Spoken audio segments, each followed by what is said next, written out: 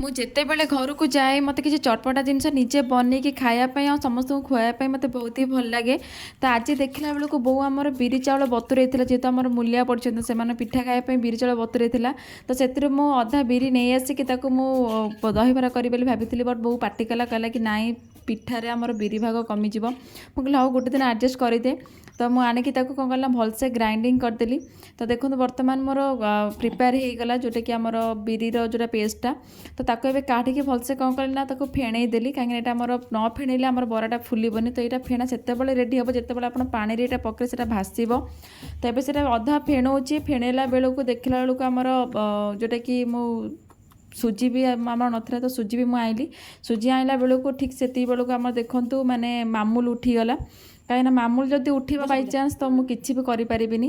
ତ ସେ ଶୋଇଥିଲା ବୋଲିକି ମୁଁ ଏଇ ମାନେ ଏଇ କାମଟା କରିବା ପାଇଁ ବାହାରିଥିଲି କି ନାହିଁ ଦହିବରା କରି ଖାଇବା ପାଇଁ। ଯେତେବେଳେ ସେ ଉଠିଯିବ ମାନେ ସେ କିଛି ରଖିବନି।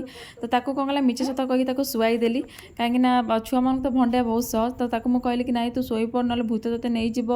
ତ ସେଥିପାଇଁ ସେ କହିଲା ଡରିକି ବି ଶୋଇପଡ଼ିଲା। ତ ସେ ଶୋଇସାରିଲା ପରେ ପୁଣି ମୁଁ ମୋର କାମ ଏଗେନ୍ ଷ୍ଟାର୍ଟ କରିଦେଲି।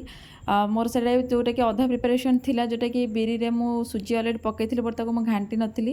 ତ ସେଥିରେ ମୁଁ ଆବଶ୍ୟକ ପରିମାଣର ଲୁଣ ଆଉ ସୋଢ଼ା ପକାଇକି ତାକୁ ଭଲସେ କ'ଣ କଲି ନା ରେଡ଼ି କରିଦେଲି। ତ ଏବେ ଦେଖନ୍ତୁ ମୋର ରେଡ଼ି ହେଇଗଲା। ତାପରେ ମୁଁ କ'ଣ କଲି ଏଥିରେ ଦହିରେ ମୁଁ ସବୁ ଯାକ ଯେଉଁଟାକି ଟିକେ ଚିନି ଟିକେ ଲୁଣ ପକାଇ ତାକୁ ଅଲରେଡ଼ି ରଖିଦେଇଥିଲି। ତ ଇଆଡ଼େ ମୋର ଯେଉଁଟାକି ତେଲ ବି ଗରମ ହେଇଥିଲା।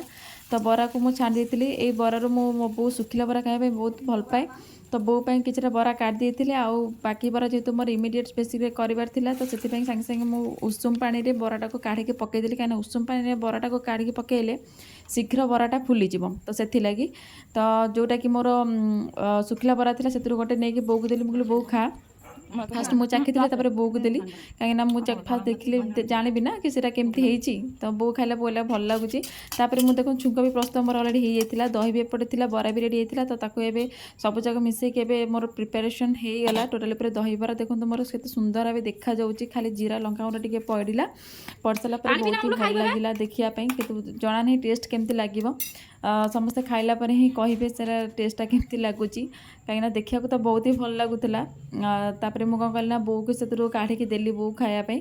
ଆଉ ବୋଉ ଆପଣଙ୍କର ବୋଉ ରିଆକ୍ସନ୍ ଆପଣ ଜାଣିପାରୁଥିବେ ତାକୁ କେମିତି ଲାଗିବ।